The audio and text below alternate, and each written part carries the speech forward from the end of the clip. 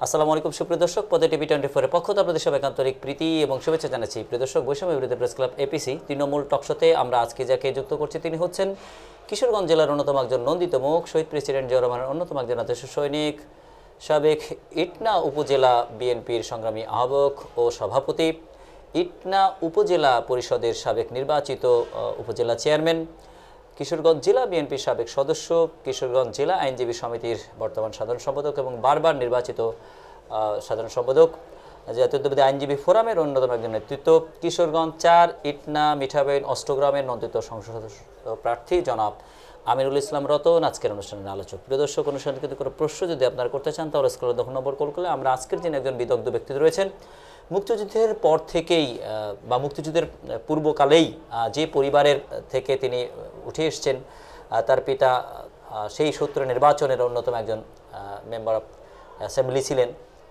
তার থেকেই পিতা থেকে পরম্পরা, পরবর্তীতে তিনি জাতীয়তাবাদী আদর্শের নেতৃত্বে যোগদান করেন। তার কাছ থেকে আমরা এই কিশোরগঞ্জের রাজনীতির কিছু ইতিহাস আপনাদের সামনে উপস্থাপন করতে যাচ্ছি। দর্শক, আপনারা আমাদের সাথে যুক্ত করুন। আমাদের সাথে যুক্ত হচ্ছেন জনাব আমিরুল ইসলাম রতন, যে জানাবার দর্শক শ্রোতাদেরকে জানাতেন দীর্ঘ সময় ধরে আপনার পথ চলা, মোটামুটি 60 বছরের ইতিহাস রয়েছে আপনাদের পরিবারের, যারা রাজনীতি সচেতন, জনসচেতন এবং দায়িত্বশীল।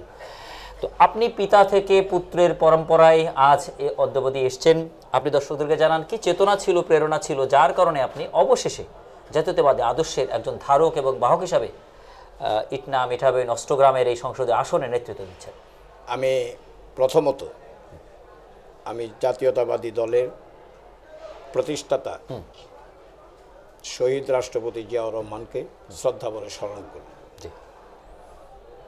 আমি শহীদ রাষ্ট্রপতি জিয়াউর রহমান, তিনি বহুদলীয় গণতন্ত্রের প্রবক্তা ছিলেন।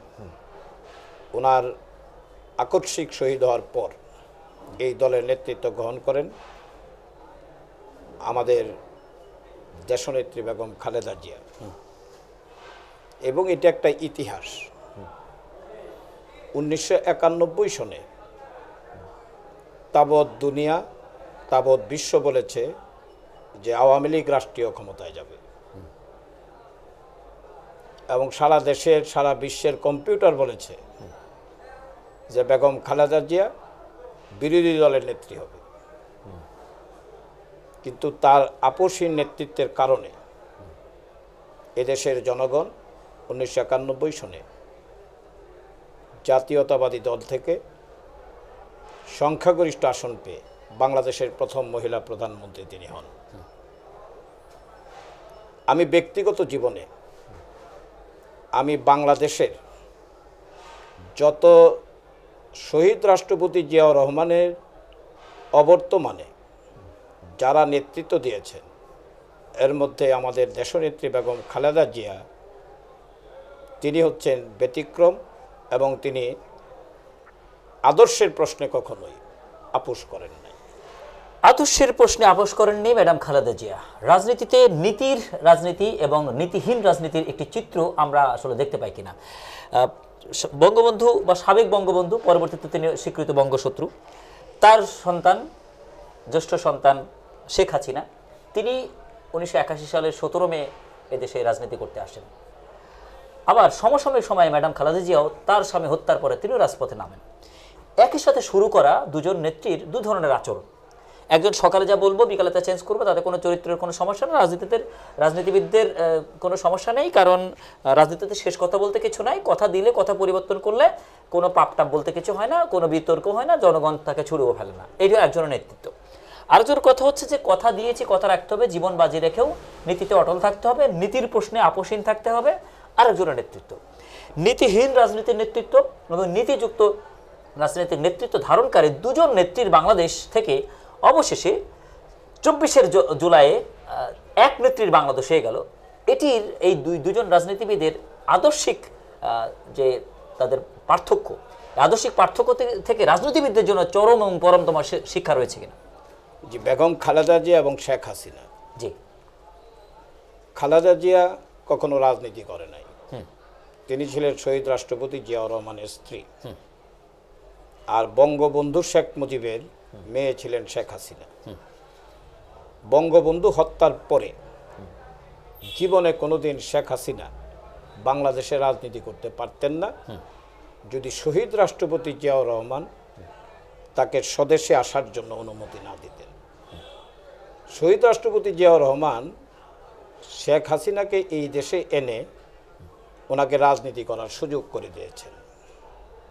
1991 সনের পরে 1996 সনে আদর্শিক প্রশ্নটা এই জায়গায় যে তিনি মাঠে কথা বলেছেন, কিন্তু নীতিহীন রাজনীতি হিসাবে শেখ হাসিনাকে যা বোঝায় যে তিনি 1996 সনে তিনি আজকে জামাতের সম্পর্কে বিরূপ মন্তব্য করেন এবং জামাতের যারা নেতা ছিল তাদেরকে যুদ্ধ অপরাধের দায়ে ফাঁসি কাস্টে ঝোলান তার ব্যক্তি আক্রোশ চরিতার্থ করার জন্য। কিন্তু 1996 সনে সরকার গঠন করার সময় এই শেখ হাসিনাই গোলাম আজমের পায়ে ছুঁয়ে তিনি জামাতের সমর্থন নিয়ে 1996 সনে সরকার গঠন করেন, যেই কাজটা কোনোদিন বেগম খালেদা জিয়া করে নাই। গণতন্ত্রের পূর্বশর্ত হচ্ছে মানুষের ভোটাধিকার। গণতন্ত্রের ফান্ডামেন্টাল যে জিনিস, মানুষ তার ভোট দিবে, সেই ভোট দিয়ে তার সঠিক নেতা নির্বাচন করবে। বেগম খালেদা জিয়া 1996 সনে 15ই ফেব্রুয়ারি একটা নির্বাচন করেন। নির্বাচন করার পরে জনগণের দাবি ছিল যে না, এই দলটাতে সমগ্র দল আওয়ামী লীগ অংশগ্রহণ করে নাই, কাজে তত্ত্বাবধায়ক সরকার ব্যবস্থা আনতে হবে।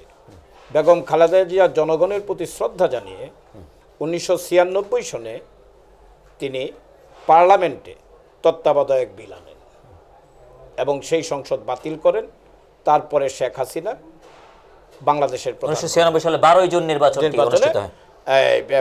শেখ হাসিনা বাংলাদেশের প্রধানমন্ত্রী হন। 1996 সনের পরে 2001 সনে আবার আমাদের দেশনেত্রী বেগম খালেদা জিয়ার নেতৃত্বে 4 দলীয় ঐক্যজোটের নেতৃত্বে সরকার গঠন হয়। 2001 সন থেকে 5 বছর বেগম খালেদা জিয়া রাষ্ট্র পরিচালনা করেন।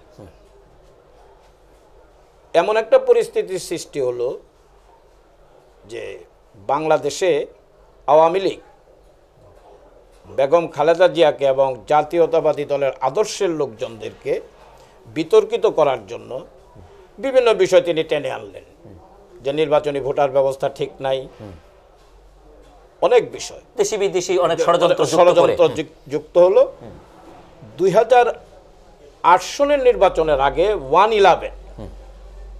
111 আসার পরে আপোষ করা এবং আপোষ না করা দুই নেত্রীর মধ্যে আপনাকে আমি যেটা বলতে চাই যে বাংলাদেশে -2 ফর্মুলা কার্যকরী করার জন্য 111 সময় চেষ্টা করা হোক। সেইখানে শেখ হাসিনা তিনি চলে গেলেন শর্ত সাপেক্ষে। বেগম খালেদা জিয়াকে বলা হলো যে আপনিও চলে যান, তিনি বলছেন না, এই দেশের মাটিতেই আমার মৃত্যু হবে। কোনো মতেই যখন তিনি নীতি আদর্শের সঙ্গে বেইমানি করেন নাই, তখন মইনু আহমেদ, ফখরুদ্দিন আহমেদ ওদের পিঠ বাঁচানোর জন্য আবার শেখ হাসিনাকে ফেরত আনলেন। এনে 2008 সনে একটা তথাকথিত এবং ফখরুদ্দিন মঈনুদ্দিনের চক্রান্তে শেখ হাসিনাকে ক্ষমতায় আনা হয়, সূক্ষ্ম কারচুপির মাধ্যমে, সম্পূর্ণ ষড়যন্ত্রের মাধ্যমে। 2008 সনের পরে তারপরেও জাতীয়তাবাদী দলের নেত্রী বেগম খালেদা জিয়া সেটা মেনে নিয়েছিলেন যে এক সময় হয়তো শেখ হাসিনা বাংলাদেশের মানুষের ভোটাধিকার ফিরিয়ে দেবেন। এবং 2008 সনের পরে তিনি ক্ষমতার মোহে শেখ হাসিনা এমন প্রলুব্ধ হলেন যে জনগণের আর কোনো প্রয়োজন নাই, এই দেশে বিএনপিকে এবং বিরোধী দলের রাজনীতিকে চিরতরে ধ্বংস করে দিতে হবে, এখানে ভোটের আর কোনো প্রয়োজন নাই। এবং তিনি এটাতে আমার ব্যক্তিগত জীবনে আপনি আমার কাছে বলছেন, আমার জীবনে আমি এমনিতেই টকশোতে আমি কথা বলতে অনেক সময় দ্বিধা করি, কারণ যারাই টকশো করে অনেক জাতীয় নেতা, তাদেরকে আমি সম্মান করি। আমার বিএনপির অনেক কেন্দ্রীয় কমিটির নেতৃবৃন্দ আছেন, তারাও টকশো করেন। কিন্তু মূল জায়গাটাতে আমার কেন জানি মনে হয় আমরা আঘাত করতে পারছি না। 2014 সনের তাবৎ বিশ্বের ইতিহাসে কলঙ্কজনক ইতিহাস যে 153 জন মেম্বার অফ পার্লামেন্ট বিনা প্রতিদ্বন্দ্বিতায় নির্বাচিত হয়, এটা তাবৎ বিশ্বের ইতিহাসে না। যেটা শেখ হাসিনা করিয়ে দেখিয়েছেন যে আসলে রাষ্ট্রবিজ্ঞানের ভাষার সমগ্র পরিপন্থী কাজ তিনি করেছেন, যেটা জাতির জন্য লজ্জা এবং সমগ্র দেশবাসী এবং আমরা যারা ভোটাধিকার চাই তাদের জন্য লজ্জা। বঙ্গবন্ধু শেখ মুজিবের মেয়ে 2014 সনের পরে রাষ্ট্রীয় বিভিন্ন অন্য রাষ্ট্রের ষড়যন্ত্র, সেই ষড়যন্ত্রে তিনি ডক্টর কামাল হোসেনকে সহ আমাদের জাতীয়তাবাদী দলের সমগ্র নেতৃবৃন্দকে নিয়ে তিনি গিয়েছিলেন। ডক্টর কামাল হোসেন, আমাদের মহাসচিব মির্জা ফখরুল ইসলাম আলমগীর, সবাইকে নিয়ে তিনি কথা দিয়েছিলেন যে 2018 সনে আমি বঙ্গবন্ধু শেখ মুজিবের মেয়ে, আমি বাংলাদেশে একটা সুষ্ঠু ইলেকশন দেব। তিনি তেনার কথা রাখেন নাই। তিনি সেই ভোটের কথা রাখলেন, ওই আপনার দিনের ভোট রাতে দিয়ে দিল। আমরা যারা সেই দিন অনেক প্রার্থী, আমার নষ্টগ্রামের মিটামনের প্রার্থীর পক্ষে ইলেকশন করতে গিয়েছি, আমাদেরকে এলাকায় থাকতে দেয় নাই, রাতে ভোট দিয়ে দিল। এর চেয়ে জঘন্যতম এবং লজ্জাজনক জিনিস আর হতে পারে না। এবং তিনি এতই প্রতিহিংসা পরায়ণ ছিলেন। দুটি নির্বাচন ছিল, ওয়াকওভার ইলেকশন আর মিডনাইট ইলেকশন। এরপরে হলো সিলেকশন 2024 সালের সিলেকশন।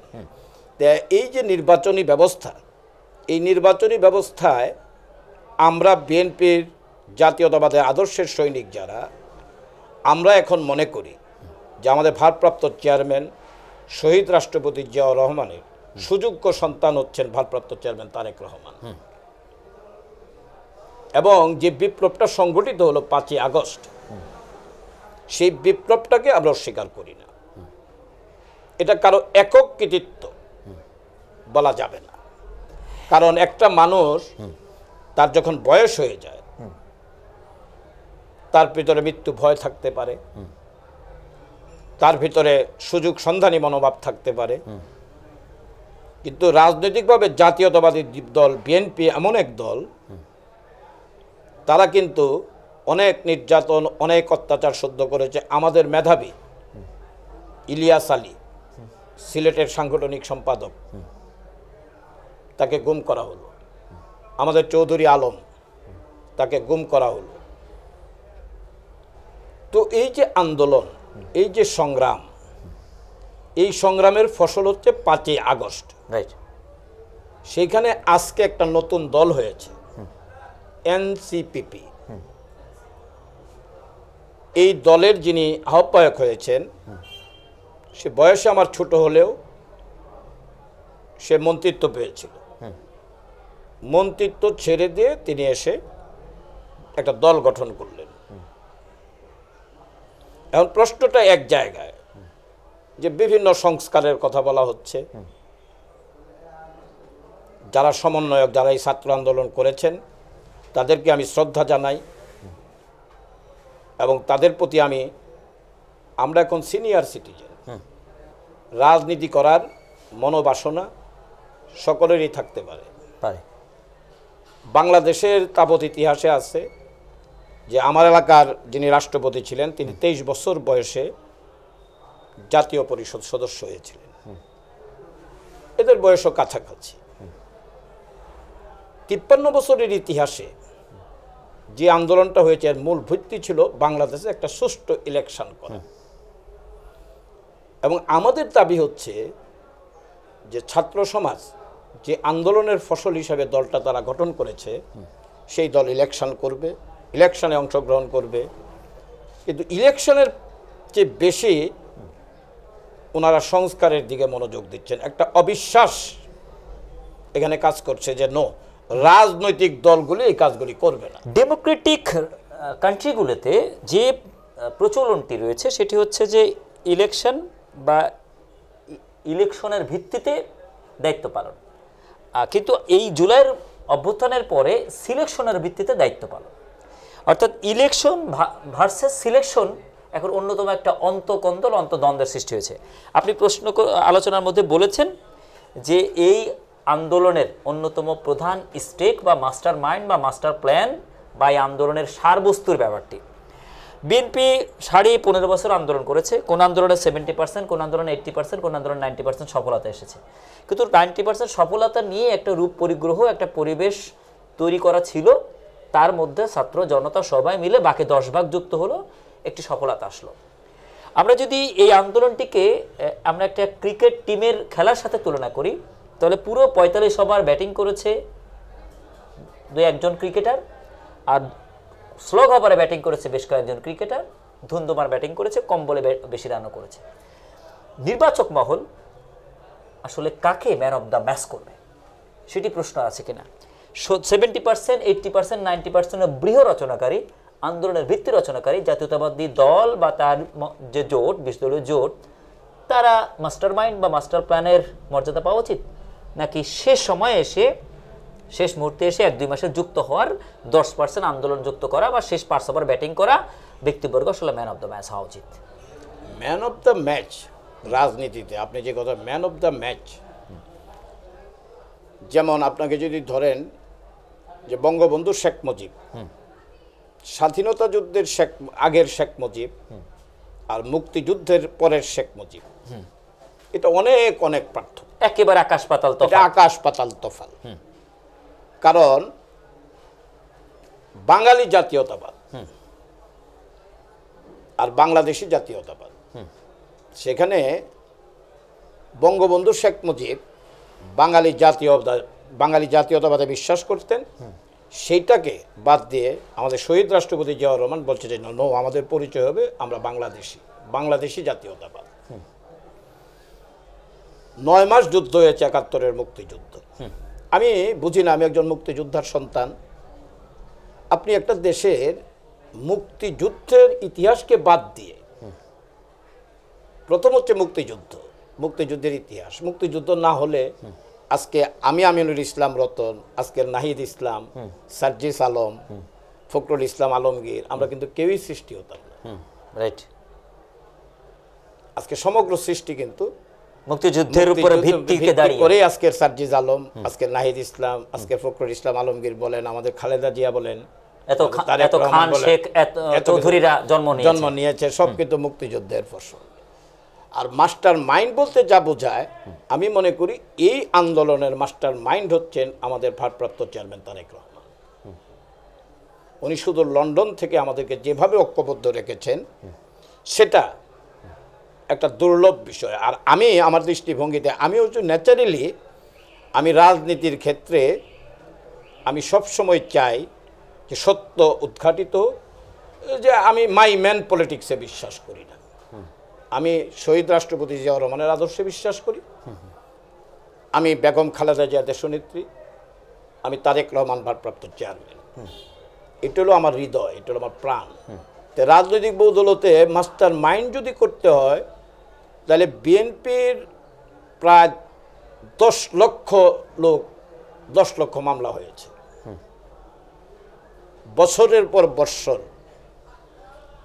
বিএনপির উপর যে অত্যাচার অবিচার হয়েছে, এবং আমাদের সমমনা যেসব দল শেখ হাসিনার বিরুদ্ধে ছিল, তাদের প্রতি যে অত্যাচার অবিচার হয়েছে, আমরা যদি ওই দিন 4 তারিখের আগে আমরা ইউনিফাইড না থাকতাম, এই 10 লক্ষ মামলা বা এই লক্ষ লক্ষ জনগণের সম্পৃক্ততা, নির্যাতন, নিপীড়ন, এটি আন্দোলনের 90% ভিত্তি কিনা? 100 ভাগ, 100 ভাগ। এর 90% ভিত্তি তো অবশ্যই, এটা তো অস্বীকার করার। আমি ছাত্রদেরকে অবমূল্যায়ন করি না, যে না ছাত্রদেরকে অবমূল্যায়ন। তাইলে একটা জিনিস হচ্ছে, ছাত্রদেরকে ডিপেন্ড করতে হবে যে না, আমরা দল করছি, মানুষের কাছে যাব, মানুষের কাছে গিয়ে ভোট চাইব, মানুষ ভোট দিবে, হ্যাঁ, জাতীয় সংসদ হবে, সেখানে তারা দল করছে, তারা যদি রাষ্ট্রীয় ক্ষমতায় স্যালুট করব।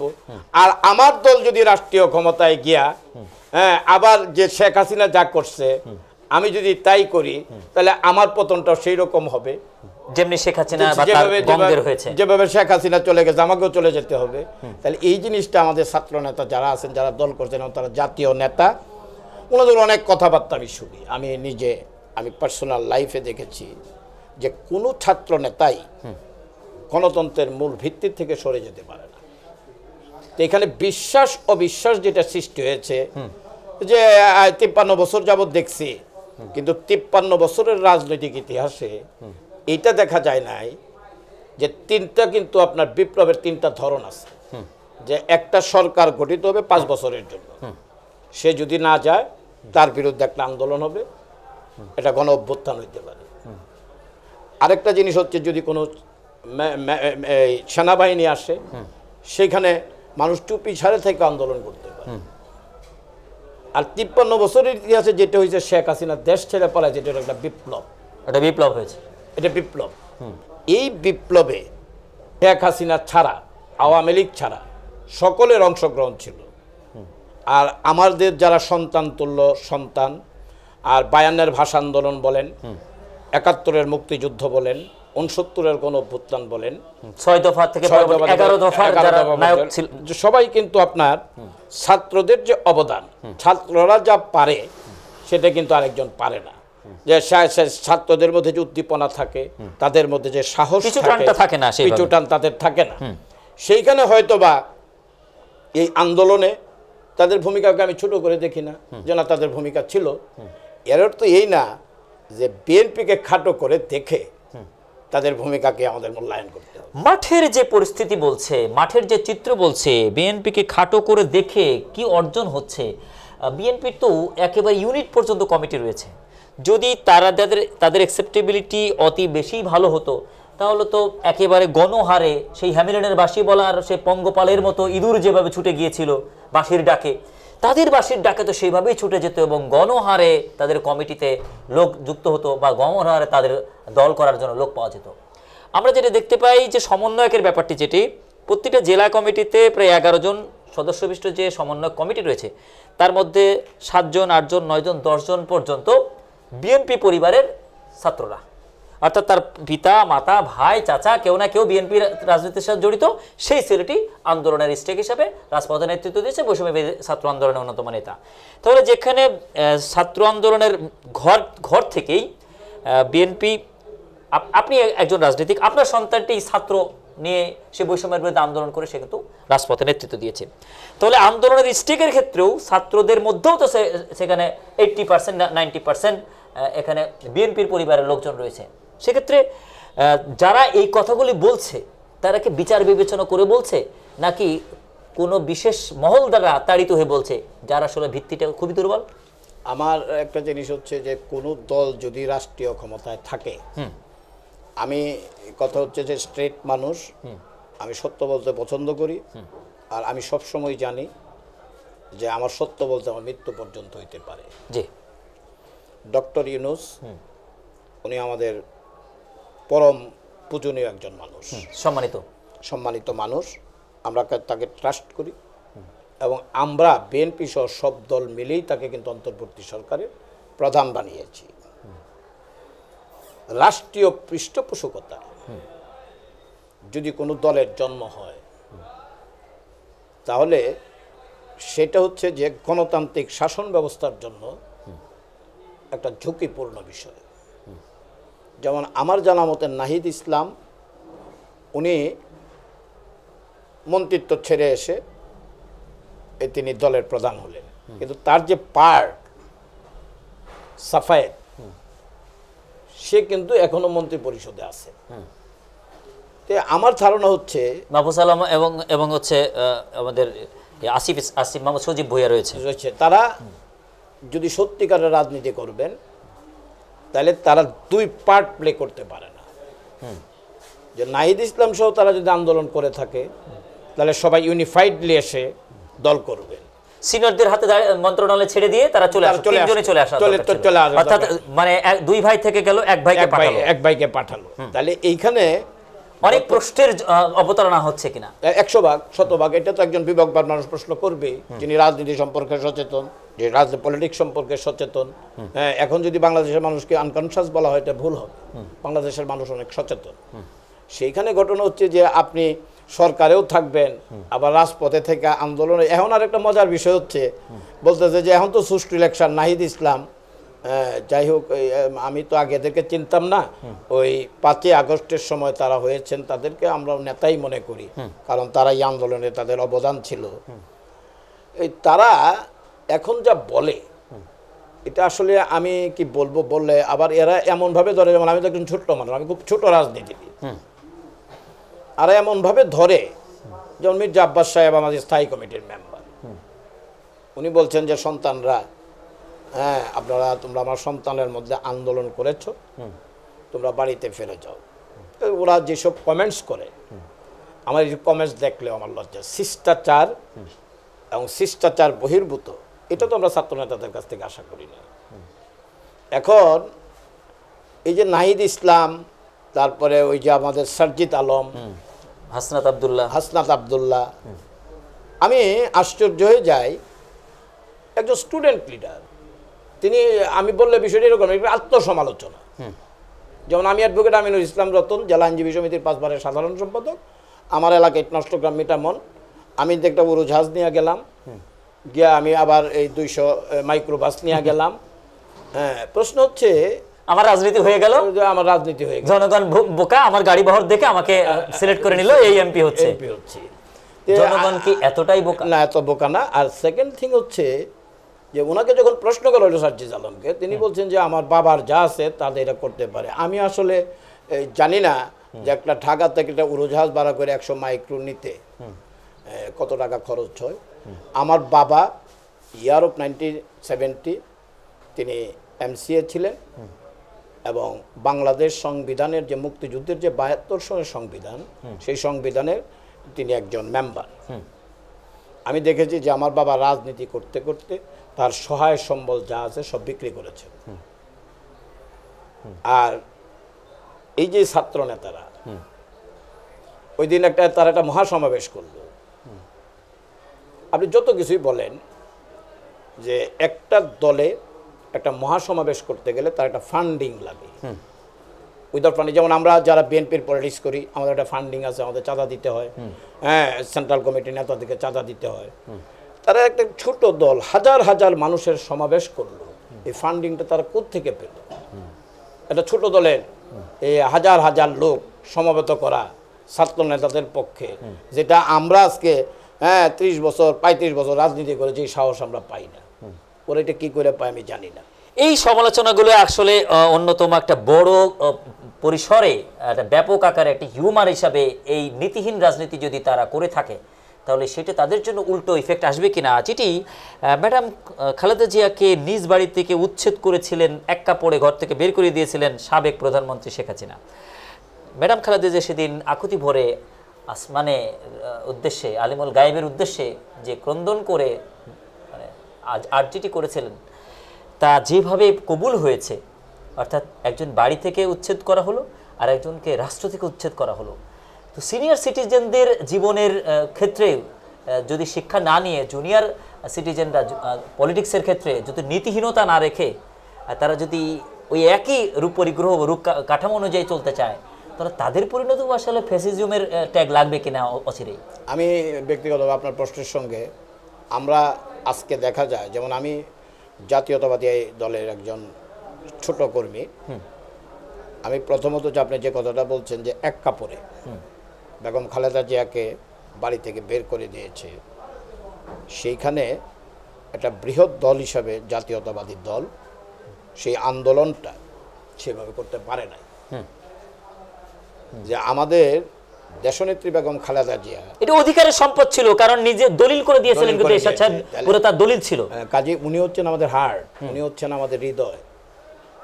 আমরা সেই জায়গাটায় আসলে কিছু করতে পারি নাই, এটার সুযোগেই শেখ হাসিনা নিয়েছে। আর বাংলাদেশের তাবৎ বিচার ব্যবস্থার ইতিহাসে আমি একজন লয়ার, আমার প্রায় প্র্যাকটিস 30 ইয়ার্স, আমি কখনো দেখি নাই যে আখতারুজ্জামান সাহেব যাচ্ছিলেন যেখানে তিনি বয়স বিবেচনায় বেগম খালেদা জিয়াকে 5 বছরের সাজা দিলেন, সেখানে উচ্চ আদালতে গেলে এনায়েতুর রহমান জাস্টিস, যিনি ছাত্রলীগের সেক্রেটারি ছিলেন, তিনি তাকে 10 বছরের সাজা দিয়ে দিলেন। মানে উচ্চ আদালত তো কমে আর উচ্চ আদালত আসলে বাড়ায় দিল। এটা ছিল যে শেখ হাসিনা পুলিশ, বিচার ব্যবস্থা, সমগ্র অর্গানগুলি ধ্বংস করে দিয়েছে। ব্যাংক সেক্টর, যেগুলিতে তার দেশপ্রেমিকতা বোধ বলতে তার একটা আক্রোশ ছিল যে তোরাই দেশের মানুষ, তোরা আমার বাবারে মারছস, আমার মারে মারছস, বাপ মারা যাওয়ার পরে তোরা মিষ্টি বিলাইছস, তোদেরকে যেটা। কিন্তু তিনি কিন্তু একটা ভুল করছেন, কারণ 1757 সনে কিন্তু মীর জাফরের কারণেই 200 বছর ব্রিটিশের গোলামি করতে হয়েছে। আর এই বঙ্গবন্ধু শেখ মুজিব বাঙালি জাতি মারে নাই, বাংলাদেশের মানুষ মারে নাই, মারছে কিন্তু ওই মীর জাফর, মুস্তাক আহমেদ, যেটা তার দল করতো। এই যে আজকে বিভিন্নভাবে জানানো হয় যে জিয়াউর রহমান, এটা আমাদের শহীদ রাষ্ট্রপতি জিয়াউর রহমান সেটাতে জড়িত। এবং সবচেয়ে আশ্চর্য, আজকে আমরা মুক্তিযুদ্ধের ইতিহাস নিয়ে করি, মুক্তিযুদ্ধটা কিন্তু বঙ্গবন্ধু শেখ মুজিবের সৃষ্ট না, এটা সমগ্র 30 লাখ শহীদ হয়েছে, এটা বঙ্গবন্ধুর একক কোনো কৃতিত্ব না। মুক্তিযুদ্ধের ইতিহাস নিয়ে একটি প্রশ্ন করতে হচ্ছে। 7ই মার্চের ভাষণে উত্তেজনাময় একটা পরিস্থিতি, ব্যাপক আবেগ জাগরিত করে 7ই মার্চের ভাষণ দিলেন জনাব শেখ মুজিবুর রহমান। শেষ কথাটি জয় বাংলার পরে পাকিস্তান জিন্দাবাদ দিয়ে সমাপ্ত, যেটা আওয়ামী লীগের সাবেক মন্ত্রীর কোট করা বক্তব্য বা তার লিখিত দলিলের সাথে প্রমাণিত।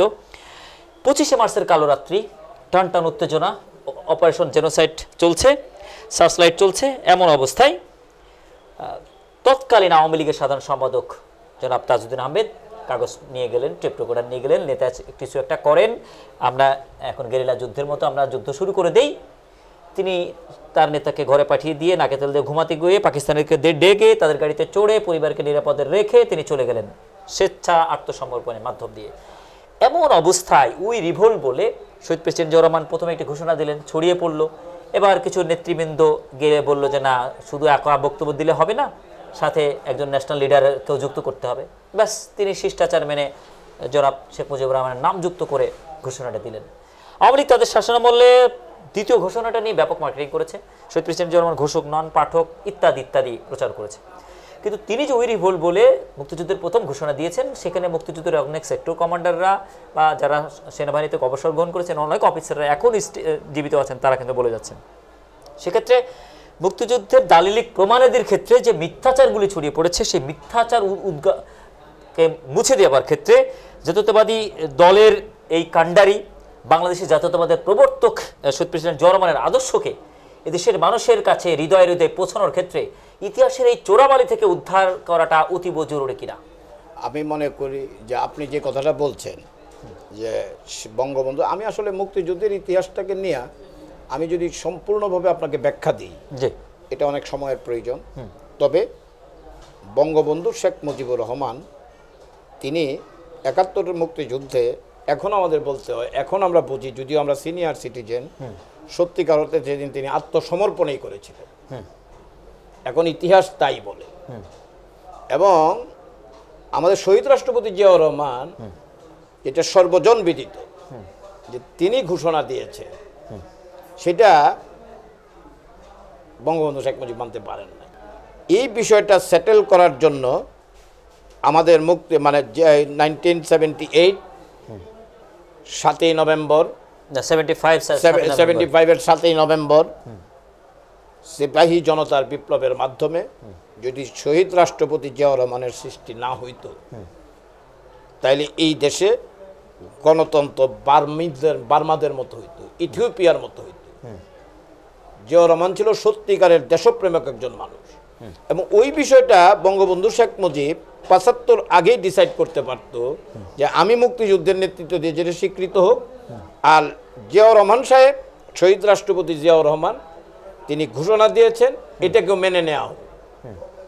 এই জায়গাটায় আওয়ামী লীগ আমাদেরকে কোশ্চিন কালেও আমাদেরকে এই জায়গাটায় তারা স্বীকৃতি দিতে রাজি হয় নাই, কারণ মুক্তিযুদ্ধের ইতিহাসকে সত্যিকার অর্থে আওয়ামী লীগই বিকৃতি করেছে। স্বীকৃতিতে রাজি হোক বা না হোক, স্বীকৃতি কিভাবে মেলে আমরা একটু পর্যালোচনা করতে হয়। 72-এ যিনি মহাহিরো, 72-এ যার জন্য লাল গালিচা শুভেচ্ছা, যিনি রাষ্ট্রপতি হতে চান, প্রধানমন্ত্রী হতে চান, বাঙালি জাতির কোনো সমস্যা নেই, সবাই সব কিছুতে রাজি, তিনি তার ক্ষমতায়নের সময় এদেশের মানুষের সাথে যে যা খেলতামাশা করলেন, যার কারণে 75-এর 15 আগস্টে তাকে হত্যার পরে 30 ঘন্টা তার লাশ পড়ে থাকলো, দাফন কাপনের জন্য কেউ ছুটে আসলো না, নিজের এলাকায় নিয়ে যাওয়া হলো, সেখানেও 18 জন লোককে পাওয়া গেল, 570 নামক সেই কাপড় কাচা সাবান জুটলো, একটা কাফনের কাপড় নিয়ে কেউ আসলো না ভালোবেসে, রিলিফের কাপড় দিয়ে তাকে সমাহিত করা হলো। 18 জনের জায়গায় 1800 জন হলো না, 18 লক্ষ হলো না। শেষ ভালো যার সব ভালো তার, শেষ খারাপ যা তার সব খারাপ তার প্রমাণিত সত্য হিসেবে 75-এর 15 আগস্টের এই ব্যক্তিটি একটি ইতিহাস বা মীমাংসিত সত্য হিসেবে দাঁড়িয়ে গেলেন। 71-এর স্বাধীনতা যুদ্ধে মহান ঘোষণা দেবার কারণেই দ্বিতীয়বার তাকে এদেশের মানুষ জীবন বাজি রেখে 75-এর 7 নভেম্বর তাকে দায়িত্ব দিল এবং দায়িত্ব পালনের মাধ্যমে দেশের মানুষের হৃদয়ে যেভাবে তিনি জায়গা করে নিলেন, যেরকম 31 মে তাকে হত্যা করার পরে এদেশের মানুষ তাকে শেষ বিদায় যেভাবে জানালেন, তার জন্য যেভাবে আকুল হলেন, আপ্লুত হলেন, অশ্রু ঝরালেন এবং লক্ষ লক্ষ মানুষের কে একেবারে আবেগের সাগরে ভাসিয়ে যিনি একেবারে আড়ম্বরের সাথে বিদায় নিলেন, তার বিদায়টি যেটি ইতিহাস হয়ে থাকলো, তাহলে শেষ ভালো যার সব ভালো তার এটি ঐতিহাসিকভাবে স্বীকৃত হয়ে গেছে কিনা, স্বীকৃত আসলে দেয়া দরকার নাকি সে অটোমেটিকলি স্বীকৃত হয়ে যায়? আমি 1 মিনিট আপনাকে একটা কথা বলি, যে কথাটা আপনি বলছেন যে বঙ্গবন্ধু সব দরকার। একজন রাষ্ট্রের প্রধানমন্ত্রী জাতীয় সংসদে ভিন্ন মতের মানুষ থাকতেই পারে। সিরাজ শিকদারকে হত্যা করলে সিরাজ শিকদারের বিষয়ে বঙ্গবন্ধু শেখ মুজিব নিজেই জাতীয় সংসদে অস্ত্র আশ্রয় দিলেন। সিরাজ শিকদার গেল কোথায়? কোথায় সিরাজ শিকদার? সিরাজ শিকদার। সেদিনই বোঝা গেল যে প্রকৃত অর্থে প্রকৃতির কিন্তু বিচার আছে। প্রকৃতির বিচার খুব কঠিন। আপনি হিন্দু বলেন, মুসলমান বলেন, খ্রিস্টান বলেন, বৌদ্ধ বলেন, আল্লাহর বিচার যদি হিন্দুরা বলে ভগবানের বিচার পৃথিবীতেই কিন্তু হয়। এবং আমার তো মনে হয় যে তাবৎ বিশ্বের ইতিহাসে শহীদ রাষ্ট্রপতি জিয়াউর রহমানকে যেভাবে হত্যা করা হয়েছে, আমাদের ভারপ্রাপ্ত চেয়ারম্যান তারেক রহমানকে যেভাবে দেশ থেকে বিতাড়িত করা হয়েছে, আমাদের তারেক রহমানের ছোট ভাই আরাফাত রহমান কেকু সে তার মায়ের বাড়িতে বাংলাদেশে মৃত্যুবরণ করতে পারে নাই। অর্থাৎ বেগম খালেদা জিয়ার প্রতি যে অবিচার, জিয়াউর রহমানের প্রতি যে নিষ্ঠুরতা দেখানো হয়েছে, আমার মা আপনার মা সকলেরই মা আছে। বেগম খালেদা জিয়া তাকে চিকিৎসা নেওয়া যাবে না। এই যে শেখ হাসিনার প্রতিহিংসা, এই যে 75 সনের 15ই আগস্ট, এটা এখন বলতে গেলে এখন বলা যায় এটাও একটা প্রকৃতির বিচার। বঙ্গবন্ধু শেখ মুজিবের 1974 সনের রক্ষী বাহিনী সৃষ্টি করা, মানুষ গুম করা, বাকশাল কায়েম করা, সব কিছু মিলিয়ে মহান রাব্বুল আলামিন আল্লাহ বলেছেন যে তোর এই পৃথিবীতে তোর প্রকৃতির বিচার হতেই হবে, এবং যার দরুন তার দলের লোকজনই তাকে মারলেন। এটার জন্য কিন্তু এই বঙ্গবন্ধু শেখ মুজিবকে কিন্তু জাতীয়তাবাদী দলের নেতা শহীদ রাষ্ট্রপতি জিয়াউর রহমান মারে নাই। কাজে এই প্রকৃতির বিচারগুলো এই কারণেই হয়েছে যে 53 বছর পরে মুক্তিযুদ্ধের এটা স্বীকৃত, যেটা প্রমাণিত হবে ইনশাল্লাহ, যে শহীদ রাষ্ট্রপতি জিয়াউর রহমানই ছিল এই দেশের ঘোষক। আসলে আপোষকামিতা তার ভিতরে ছিল না, এবং বঙ্গবন্ধু শেখ মুজিব আপোষ করেছে, সেটা এখন বের হয়ে হয়তো আমরা থাকতে নাও পারি। সত্যিকারের ইতিহাসে এবং স্বাধীনতা যুদ্ধের মূল ঘোষক হিসাবে আমার দৃষ্টিভঙ্গিতে একদিন না একদিন জিয়াউর রহমান প্রতিষ্ঠিত হবেই। 24শে জুলাই আন্দোলনের পরে ভোটাধিকারের জন্য উন্মুক্ত পরিবেশ হলো। মানুষ কিন্তু মুখিয়ে আছে, একটা ভোট দিতে চায়। আজ থেকে 18 বছর আগের জন্ম নিয়ে শিশুটি জানে না কিভাবে উৎসময়করতার মধ্যে ভোট হয়। আমার ভোট আমি দেবো, আমার ভোট দিয়ে আমি আমার এমপি নির্বাচন করে ঘরে এসে ফিরবো এবং আমি নির্বিঘ্নে ঘুমাবো, এরকম সুপরিবেশের কোনো বার্তা সে কিন্তু জানে না। সেক্ষেত্রে মুখিয়ে থাকা, একেবারে উচ্ছ্বসিত থাকা, আকাঙ্ক্ষিত থাকা পুরো রাষ্ট্রযন্ত্র, 18 কোটি মানুষ যেখানে ভোটের প্রত্যাশা করছে, সেই ভোট ব্যবস্থাটাকে বিলম্বিত করার জন্য নানা রকম কথাবার্তা রচনা করার মাধ্যম দিয়ে যা করতে চাওয়া হচ্ছে, সেটির ফল কি ভালো হবে নাকি সেটির ফলও আসলে বিশেষভাবে আসলে পরিগণিত হয়ে নতুন একটি প্রাকৃতিক বিচার তৈরি হবে বলে আপনি মনে করছেন? আমার প্রথম কথা হচ্ছে যে আপনাকে আমি প্রথমেই বলছি যে একটা গণতান্ত্রিক শাসন ব্যবস্থা হচ্ছে নির্বাচন। সেই নির্বাচনটা অতীব জরুরি। সেখানে যারা ছাত্রনেতা, যারা দল করেছেন, নতুন দল, তাদেরও উচিত যে, এবং না হলে যে ক্রাইসিসটা সৃষ্টি হবে, রাজনৈতিক ক্রাইসিস, এটার ভবিষ্যৎ খুব ভয়াবহ হবে এবং মানুষের মধ্যে আবার একটা আকাঙ্ক্ষার জন্ম নিবে, আবার একটা স্পৃহার জন্ম নিবে যে আমি তো আমার ভোটটা দিতে পারতেছি না, আবার সেই শুরু হয়েছে। এখন আপনার কথা ট্রাস্টের প্রশ্ন, এখন অনেক সংস্কার কমিশন করা হয়েছে, হ্যাঁ, ঐক্যমত্য কমিশন, নির্বাচন সংস্কার কমিশন, সব করা হয়েছে। বলতে যে আগে সংস্কার তারপরে নির্বাচন।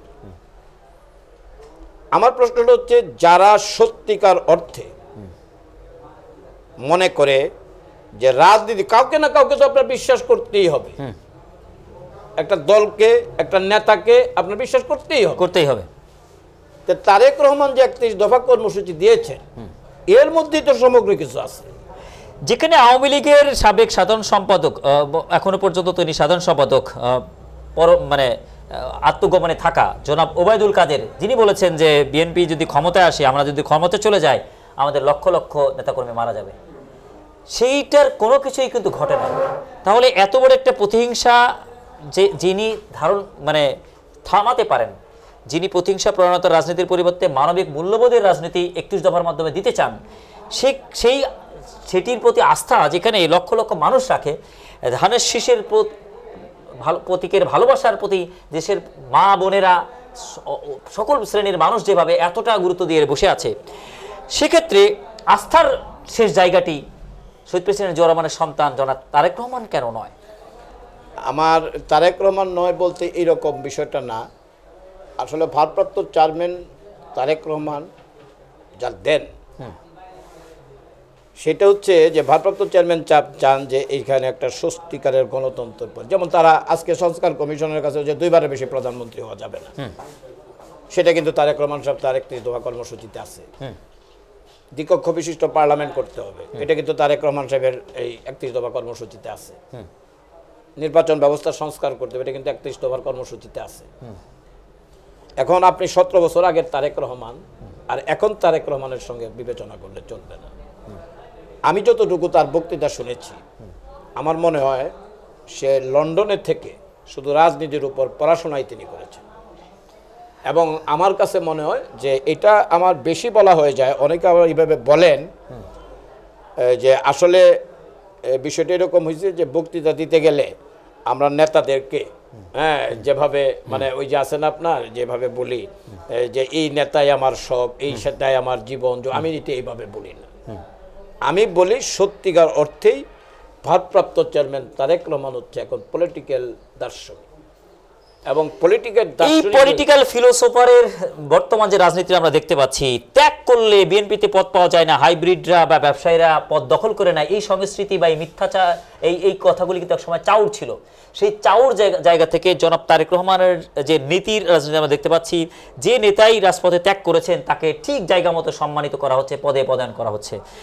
সেক্ষেত্রে আগামী ত্রয়োদশ সংসদ নির্বাচনে মাঠের রাজনীতি হিসাবে একেবারে CSRS বিচার করে, ত্যাগ বিচার করে, নীতি বিচার করে জাতীয়তাবাদী দলের সংসদ সদস্য প্রার্থীরা সংসদে যাবে কিনা, তাদেরকে দলীয় মনোনয়ন দেওয়া হবে কিনা, কিশোরগঞ্জ 4, অষ্টগ্রাম, মিঠামইন এবং ইটনার জনগণের বিচারে, মাঠের বিচারে একজন আমিরুল ইসলাম রতনকেও বেছে নেওয়া হবে কিনা, দল এই তৃণমূল যদি পছন্দ করে আপনাকে দলের কাছে পাঠায়, দল সেটা অ্যাকসেপ্ট করবে কিনা, এই জায়গা নিয়ে অনেক ধোঁয়াশা থাকলেও বর্তমান তারেক রহমানের নেতৃত্বের ক্ষেত্রে আশাবাদী আপনি হতে পারেন কিনা? আমি 100% আশাবাদী। আমি শহীদ রাষ্ট্রপতি জিয়াউর রহমানের একজন ছোট কর্মী, আমি বেগম খালেদা জিয়ার একজন ছোট কর্মী, আমি ভারপ্রাপ্ত চেয়ারম্যান তারেক রহমানের একজন ছোট কর্মী। শুধু এমপি মন্ত্রী হইলেই দেশের মঙ্গল করা যায়, এটা একটা ভুল ধারণা।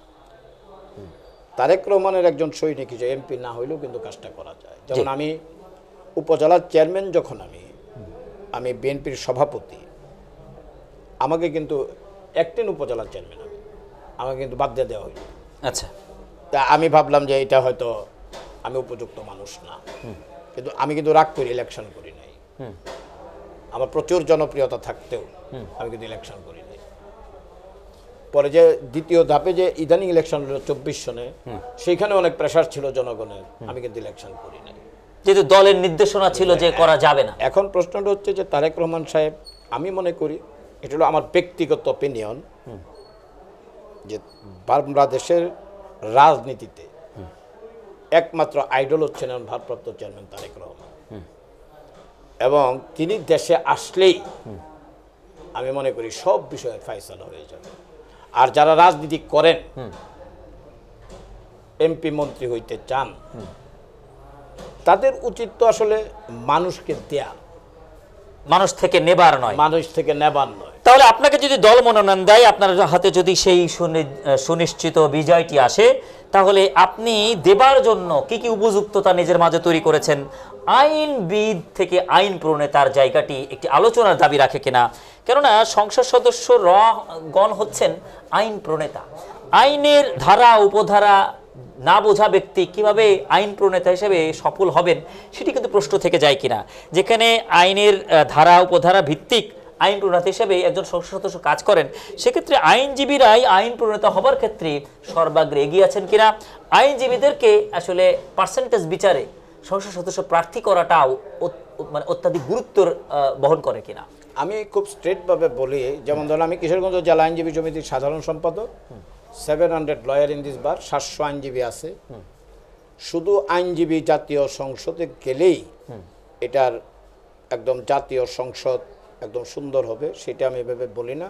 বলি হচ্ছে যে জাতীয় সংসদে যেতে হলে আছে পলিটিক্যাল ফিলোসফি, স্টাডি, এগুলি থাকতে হবে। যেমন 31 দফা কর্মসূচিটা কি? একজন জাতীয় সংসদ সদস্য হলেন, সে 31 দফা কর্মসূচি সম্পর্কে কিছুই জানে না। হ্যাঁ, সে মানুষের কাছে কি বলবে? কি বলার তো তার কিছুই নেই। আরেকটা জিনিস হচ্ছে যে এই দেশে এমন অনেক মানুষ আছে, যেমন ধরুন আমি যদি বক্তৃতাতে বলি যে আমি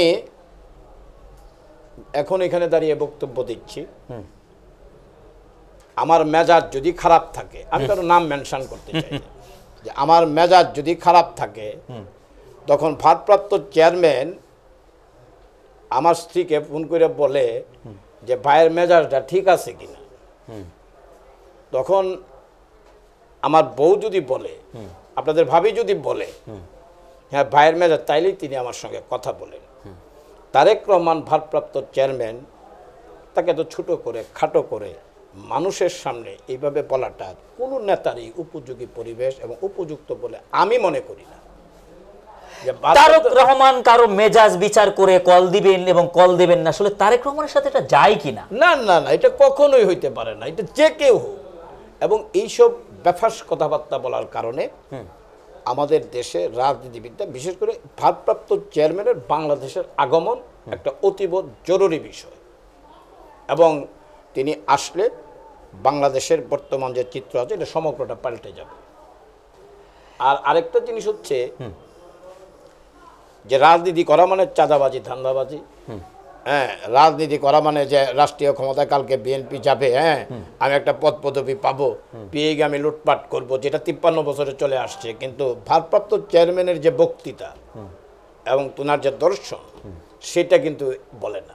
আর বিএনপির পলিটিক্স যারা করে, আমার স্ট্রেট কথা, যে বিএনপির পলিটিক্স যারা করবেন, ভারপ্রাপ্ত চেয়ারম্যানকে ফলো করেই করতে হবে। যে না আগের মতো হ্যাঁ যে এসপি সাহেবরে পুলিশের চাকরি দেন 10 লাখ টাকা লয়ে লাম, ওই আপনার ওই অমুক লোকরে বদলায় ফেলবো, ওসিকে ঠেকানোর জন্য মিছিল করলাম। আমার অনুগত আমি আসছি, আপনি যে কথা বলছেন, আমি একটা জিনিস বুঝি না, যে আমি আদারওয়াইজ নিলে মানুষ কি ভাবে আমি জানি না, আবার আমার কঠোর সমালোচনা করতে পারে ভদ্রলোক বলে কি। আমি হঠাৎ করে ইটনার ভারপ্রাপ্ত ওসি, আমি কিন্তু আসলে এইসব বিষয় নিয়ে এত আমি রিসার্চ করি, পলিটিক্স বলে হঠাৎ করে ওসি সাহেব সম্পর্কে পক্ষে বিপক্ষে হ্যাঁ বক্তব্য, উনি খুব ভালো মানুষ, আমি বললাম যে রাজনীতিবিদদের এটা ধর্ম হয় নাকি যে একজন ওসি সম্পর্কে তারা এরকম মতামত করবে, ওপেন মঞ্চে বক্তৃতা দিচ্ছে? আশ্চর্য বিষয়। এবং আরো আশ্চর্য ঘটনা হইল যে বিএনপির ইটনা উপজেলা বিএনপির সভাপতি, সাধারণ সম্পাদক এবং যারা মূল মানে দলে আছে, তারা শত শত মানুষ নিয়ে মিছিল করে ওসির প্রত্যাহার আদেশ চাই, ওসিকে এখানে বহাল করতে হবে, যেটা বাংলাদেশের রাজনীতির ইতিহাসে ইটনার জন্য একটা কলঙ্কজনক অধ্যায়, যেটা আমাদের বিএনপির রাজনীতিকে কলঙ্কিত করেছে। কিন্তু এই বিষয়ে আমি আরেকটা কথা আপনাকে বলি, আমি আমাদের যে যিনি জেলা বিএনপির সভাপতি শরীফুল আলম, ওনার বাবা ছিলেন হাজী সিদ্দিকুর রহমান সাহেব এবং কলিয়ারচর ভৈরবের দানবীর একজন মানুষ। এই যে আন্দোলন গেল, সেই আন্দোলনে আমি লক্ষ্য করেছি যে উনি কাউকে বুঝতেই দেন নাই যে তারা জেলখানায় আছে, মামলা মোকদ্দমা সব কিছু আছে। আমি কিন্তু জেলা বিএনপির সভাপতি শরীফুল আলমকে মন থেকে আমি ভালোবাসি, যে তিনি শহীদ রাষ্ট্রপতি জিয়াউর রহমানের আদর্শকে লালন করেন এবং তিনি ভারপ্রাপ্ত চেয়ারম্যানের রাজনীতিকে ফলো করেন। উনি জেলা বিএনপির সভাপতি, কেন্দ্রীয় বিএনপির সাংগঠনিক সম্পাদক, উনার মুখ থেকে আমি কোনোদিন শুনলাম না যে তারেক রহমানের লগে আমার এই আছে, তারেক রহমানের সঙ্গে আমার সে আছে। তাহলে আপনি যত বড় নেতাই হন, আপনি কালকে পিয়ন, সমস্যা নাই, কিন্তু এটা আমার ভালো লাগে না। ব্যালেন্স করে আসলে কথা বলা দরকার কিনা, তার নেতৃত্বের সাথে আসলে সবকিছু গোজামিল করে ফেললে এটি তারেক রহমানের ভাবমূর্তির সাথে দলের ভাবমূর্তি নষ্ট হবে কিনা। আগামী ত্রয়োদশ সংসদ নির্বাচনের ক্ষেত্রে যে প্রত্যাশাটি আপনি করেছেন, সেই প্রত্যাশার জন্য, পরিবেশের জন্য বিএনপি আগামী ত্রয়োদশ সংসদ নির্বাচনটা ডিসেম্বরের মধ্যে পেতে চায়। এই চাওয়ার ক্ষেত্রে নানা রকম ধোঁয়াশা তৈরি করা হচ্ছে। এই ধোঁয়াশা, দুরাশা, এটিকে সুআশায় রূপান্তরিত হওয়ার জন্য আপনি যেটি বলেন, তারেক রহমান যদি এই মুহূর্তে দেশে আসেন, সেটির আমূল একটি পরিবর্তন হবে কিনা, অনেক কিছুই আসলে পরিবর্তন হয়ে যাবে কিনা, তারেক রহমানের জন্য কেমন বাংলাদেশ প্রস্তুত রয়েছে, কিশোরগঞ্জের ব্যক্তিবর্গ, কিশোরগঞ্জের সাধারণ মানুষ তারেক রহমানকে আলিঙ্গন করার জন্য কিভাবে মুখিয়ে আছে? আপনার তারেক রহমান, আমি আপনাকে বলছি, তিনি একজন দার্শনিক, এবং যেমন ধরেন তারেক রহমান সাহেব দীর্ঘদিন যাবৎ আমাদের কাছ থেকে অনেক দূরে, ভারপ্রাপ্ত চেয়ারম্যানের সঙ্গে দূরে থাকার কারণে মানুষ যদি দূরে চলে যায়, তখন তবে আমরা জাতীয়তাবাদী দলের সমগ্র নেতাকর্মীকে আমি ধন্যবাদ জানাই, কারণ ভারপ্রাপ্ত চেয়ারম্যান যা বলছে তার শুনে আমরা কিন্তু 2% লোকও আমরা দল থেকে বিচ্যুত হই নাই। এবং আমি মনে করি এটা হলো এখন সময়ের দাবি, যে বিএনপিকে নির্বাচনে, ডিসেম্বরের নির্বাচন হইলে সেইখানে ভারপ্রাপ্ত চেয়ারম্যানের তারেক রহমানের উপস্থিতি অতীব জরুরি। যেমন বাবা যদি সংসারে না থাকে, তাহলে বোঝা যায় বাবার অভাবটা কী। আর ভারপ্রাপ্ত চেয়ারম্যান বাংলাদেশে আসলে, আর আমাদের গণতন্ত্রের মা যদি বেগম খালেদা জিয়া করে শুয়াও থাকে, যে তার কোনো অ্যাক্টিভিটিসের দরকার নাই, মা পাশে থাকলে, যে জীবিত থাকে, কথাও বলতে না পারে, ভারপ্রাপ্ত তারেক রহমান সাহেব যদি দেশে আসেন, আর বেগম খালেদা জিয়া যদি বিছানাতেও শুয়ে থাকেন, তাহলে বাংলাদেশের তথাকথিত রাজনীতির একটা আমূল পরিবর্তন হয়ে যাবে।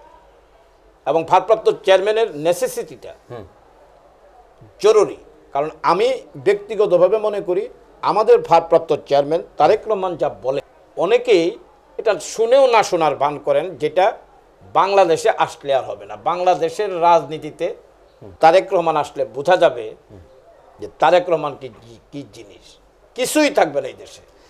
সেই দিনের প্রত্যাশা আপনারা আছেন, আগামী ত্রয়োদশ সংসদ নির্বাচন নিয়ে মাঠ পর্যায়ে কাজ করছেন, আইনজীবী হিসাবে আইন পেশায় যুক্ত আছেন, আগামী ত্রয়োদশ সংসদ নির্বাচনের জন্য নিজের মাঠ গোছাচ্ছেন, প্রতিটি জায়গা নিয়ে স্বপ্ন রেখে জনগণের জন্য, নিজের নির্বাচন এলাকার মানুষের জন্য, কিশোরগঞ্জবাসীর জন্য, দেশবাসীর জন্য, সবার উদ্দেশ্যে আপনার সমাপনী বক্তব্য। আপনার আমাদের ইটনষ্টগ্রাম ইটামনের রাষ্ট্রপতি ছিলেন সাবেক রাষ্ট্রপতি আব্দুল হামিদ। উনি উন্নয়ন করছেন যেগুলি হলো পরিকল্পনাবিহীন, বিভিন্ন রাস্তাঘাট করছেন, অমুক করছেন, যেগুলিতে লুটপাট হয়েছে, এবং আমাদের ভাটি অঞ্চলের প্রকৃতি বিনষ্ট হয়েছে। আমাদের মাছের অঞ্চল, ধানের অঞ্চল, দৃষ্টিনন্দন রাস্তা করেছেন, কিন্তু দুর্নীতি, লুপাট এই ভাউর অঞ্চলে করে তিনি কিন্তু আসলে বিষয়টা হচ্ছে যে উনি করেছেন, আমি এটা বলবো না উনি সাবেক মহামান্য রাষ্ট্রপতি, যে উনি করেছেন, কিন্তু উনি কারো বুদ্ধি নিয়ে সেটা করেন না। যেমন গ্রামের কিছু মাতবর শ্রেণীর লোক আছে, যেমন আব্দুল হামিদ সাহেবকে আমি চিনি, যে উনি গ্রামের মাতবর শ্রেণীর যেরকম লোক, আমার ইচ্ছে হয়েছে যে আমি 10,000 কোটি টাকা দেয়া ফেলি। মাছের অভয়ারণ্য ছিল ইটনষ্টগ্রাম মিটামন, ধানের মাঠ ছিল। এখন আমাদের এটা এই অপরিকল্পিত উন্নয়নের জন্য, লুটপাটের জন্য ভাটি অঞ্চল, প্রকৃতি সম্পূর্ণভাবে বিনষ্ট হয়ে গেছে, ভেঙে পড়েছে। প্রথম হলো যে এমপি, আমি একটা কথা আপনাকে বলি, যে যদি থাকে নসিবে আপনি আসিবে, এমপি হওয়া, মন্ত্রী হওয়া চেয়ার পাওয়া সব কিছুর মালিক হচ্ছেন আল্লাহ। তবে আমি মানুষের জন্য রাজনীতি করতে চাই, আমি কিছু পাওয়ার জন্য রাজনীতি করতে চাই না। আমি ভাটি অঞ্চলে যাতে ধান ফলাইতে পারে, যাতে পরিকল্পিত উন্নয়ন হয়, হাজার হাজার আমাদের বিএনপির শিক্ষিত ছেলে পেলে শেখ হাসিনার আমলে কোনো চাকরিই পায় নাই, আবার আওয়ামী লীগের পাইছে, দেখা গেছে যে রাষ্ট্রপতির পুত ছিল এমপি, তিনি লাখ লাখ টাকা ঘুষ নিয়ে চাকরি দিছে। তো এই ট্রেন্ড থেকে আমরা বের হয়ে আসতে চাই, একটা সুন্দর যুবক শ্রেণী সৃষ্টি করতে হবে, হ্যাঁ, একটা সুন্দর দেশ তৈরি করতে হবে। হাওর অঞ্চল কিন্তু বিভিন্নভাবে সমৃদ্ধ, যেমন আমাদের অষ্টগ্রামে ইকোনমিক জোন হতে পারে, ফিশ প্রসেসিং ইন্ডাস্ট্রি হতে পারে, যেখানে কর্মসংস্থান হতে পারে, অনেক হয়েছে। যেমন আমাদের বিদেশি বিনিয়োগ এখানে আসতে পারে। যে আমাদের 3টা থানার মধ্যে অষ্টগ্রাম থানা, এটা একটা পনির আছে যেটা একদম আপনার বলতে পারেন যে সারা বাংলাদেশের মধ্যে বিখ্যাত। সেখানে যে একটা পনিরের ইন্ডাস্ট্রি করা হইতো, তাহলে প্রচুর শ্রমিকের স্থান হইতো। এখানে যদি ফুড প্রসেসিং করার জন্য যদি স্টোরেজ হইতো, তারপরে ধরেন মানে এখানে অনেক আপনার আশা ভরসার জায়গা আছে। যেমন ধরেন আমাদের যে কৃষক, তারা দেখা যায় এখন 850 টাকা মন ধান বিক্রি করে, কিন্তু তার কস্টটা কত হয়। এখন সরকার বলছে যে তোমার ধান আমি 1600 টাকাতে নিব, কিন্তু এই কৃষক কিন্তু মাঠেই কিন্তু 850 টাকার ধান বিক্রি করে। কিন্তু ওই যে আপনার মধ্যস্বত্বভোগী যারা, কিন্তু আমার কৃষক যদি ওই ভাটি অঞ্চলে সরাসরি ধানটা দিতে পারতো, তো 1600 টাকা মন পাইতো, তাহলে 850 টাকা মন পাচ্ছে। ওইখানে আবার একটা সিন্ডিকেট শ্রেণী করে চাষে উৎসাহী হতো, পরিবার ভালো চলতো। আমাদের ভাটি অঞ্চলের অনেক লোক জমি বিক্রি করে এবং ধানের উৎপাদনের সঙ্গে খরচের মিল না পড়ায় অনেক লোকজন আমাদের গার্মেন্টস ফ্যাক্টরি, আমার মা বোনেরা, আমাদের ওই এলাকার যারা কৃষক, তারা ঢাকায় চলে গেছে, অমানবতর জীবনযাপন করতেছে। এর কারণ হচ্ছে মধ্যস্বত্বভোগীরা রাষ্ট্রীয় ব্যবস্থার পরিবর্তনের সঙ্গে সঙ্গে চায় যে আমার নিজেরও পরিবর্তন। কাজে আমি চাই member of parliament is not the fact, ফ্যাক্টসটা হচ্ছে যে আমি দলের আদর্শ মানি কিনা, আদর্শিক সুষম বন্টন বা সুষম নীতি ছড়িয়ে দেওয়া। আমার এমপি হওয়াটা বড় কথা না, আমার কথা হচ্ছে যে একজন মেম্বার অফ পার্লামেন্ট যিনি হবেন, তিনাকে বানাবেন জনগণ, তাহলে তার এমপিত্বের মধ্যে জনগণের অংশীদারিত্ব আছে। হ্যাঁ, সেই জায়গাটা একজন এমপি, সেটা আমি না হই, আমার কোনো দরকার নাই, কিন্তু আমার কথা হচ্ছে যে জনগণের যিনি হন যে জনগণের অংশীদারিত্বটা তিনি ঠিক রাখবেন। আর দলের আদর্শ, যেমন আমি অনেক জনপ্রিয় মানুষ আছে যারা এই লোক সংবরণ করতে পারে না, I can challenge it, international নাম বলা না, এমন এক লোক আছে যাকে নমিনেশন না দিলেও সে স্বতন্ত্র ইলেকশন করবে। আমি আপনাকে বিজয়ের পরিবেশও তার না ওইটা না, আমার দলেরই আছে। আচ্ছা, আমার দলের মধ্যে এমন এক প্রার্থী আছে, না দিলে সে ভোট পাল্টায় দেবে, নীতি 100 ভাগ 100 ভাগ। এবং টেস্ট দিস ম্যাটার যদি বলা হয় যে আপনারা নমিনেশন দিব না, কালকে থেকে যে ইটনষ্টকা মেয়েটা মানে আসা বন্ধ করে দিবে এবং তার ফলোয়ার্সরা বলবে যে বলে আমি স্বতন্ত্র ইলেকশন করব।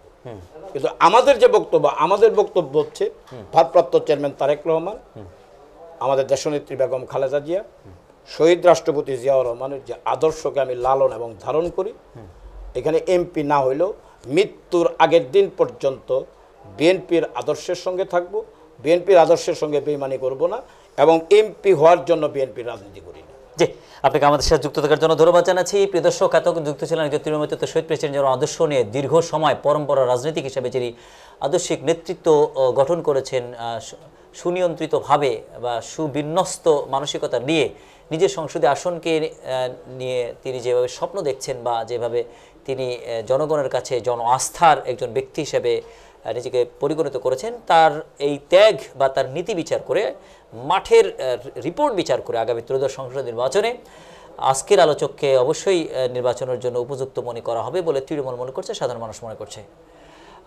আজকের আলোচক কিন্তু তার কথাই একটি কথা বলেছেন যে উপরে যদি লেখা থাকে, নসিবে যদি লেখা থাকে, কোরআন শরীফের একটি আয়াত অনুযায়ী অতুজ্জি মাংতা শাহ অতুজুল্লু মাংতা শাহ বিয়াদিকাল খয়রিং নাকালা কুল্লি শাইন কদির, এই কথাই তিনি বিশ্বাসী। অর্থাৎ স্রষ্টা যাকে ইচ্ছা রাজত্ব দেন, যাকে ইচ্ছা রাজত্ব থেকে কেড়ে নেন, এই যে তিনি যে কথাটি বলেছেন তার যে ঐকান্তিক বিশ্বাস রয়েছে, আস্থা রয়েছে, সেই আস্থার প্রতিও দল যদি তাকে মনে করে যে না, তার নীতির প্রতি, তার দায়িত্বশীলতার প্রতি গুরুত্ব দেওয়া উচিত, তাহলে অবশ্যই তাকে প্রথম পর্যায়ে বিচার বিবেচনার মধ্যে রাখা হবে বলেও সাধারণ মানুষ মনে করছে। দর্শক, পরবর্তী সময়ে নতুন কোনো আলোচককে বা আজকের আলোচককে পুনরায় নতুন কোনো বিষয় নিয়ে যুক্ত করার প্রত্যাশা রেখে আজকের মতো বিদায় টানছি। আমাদের সাথে থাকুন। আসসালামু আলাইকুম। আপনাকে ধন্যবাদ।